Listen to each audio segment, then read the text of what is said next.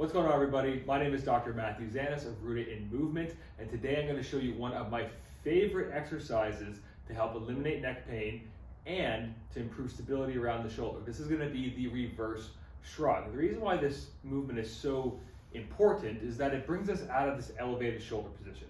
This elevated shoulder position is something that we typically encounter when we're super stressed out, if you're a hard-charging athlete, if you're experiencing a lot of conflict, or maybe not getting a lot of resolutions at work or within the family life. It can all build up. So all that stress can build up and it'll put us into this sympathetic fight or flight response where we hold our shoulders up to our ears. And we keep that tension there, which will then predispose us to keeping a lot of compression forces in and around the cervical spine, specifically the suboccipital muscles and joints back here, which tend to lead to a lot of stress headaches that you typically feel out around the front of the eyes.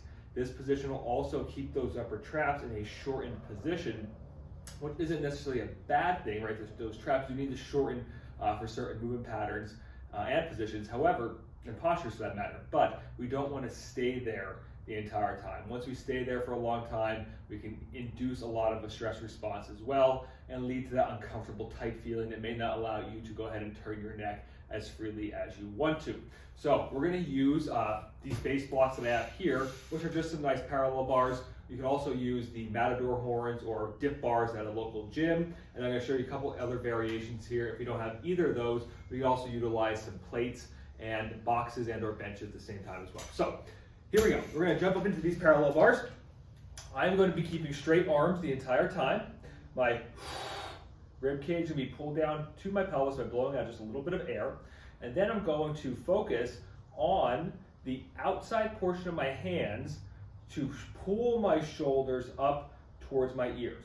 We're then going to focus on the inside portion of the hand between the thumb and the pointer finger to press the head up to the ceiling and push the body away from the floor.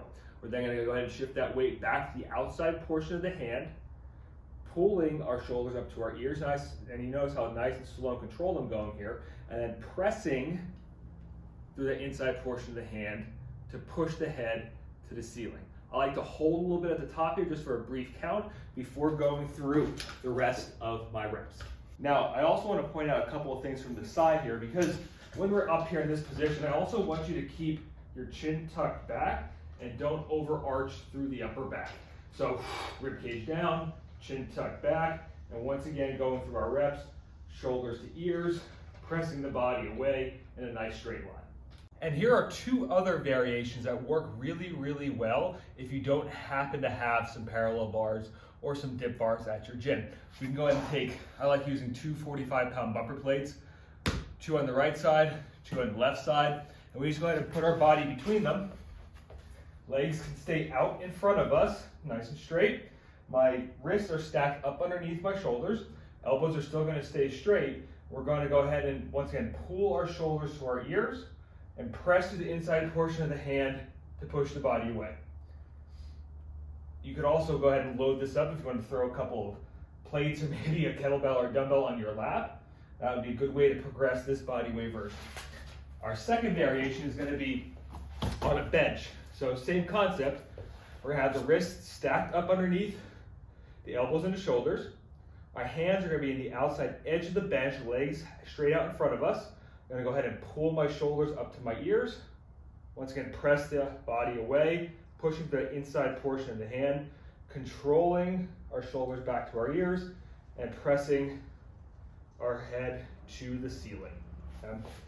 This movement is fantastic. I like to implement it in a lot of my different programs, especially for a lot of my shooting athletes, because a lot of those men and women tend to mount the guns and elevate that trigger hand, that trigger shoulder. We bring it up towards the ears, which can cause, like I said, a lot of those headaches, a lot of that neck tension, and a lot of shoulder pain as the shoulder rolls forward. This is a great tool, a great modality to help pull us out of that compressed, hunched over and elevated position into more of a retracted and depressed shoulder girdle.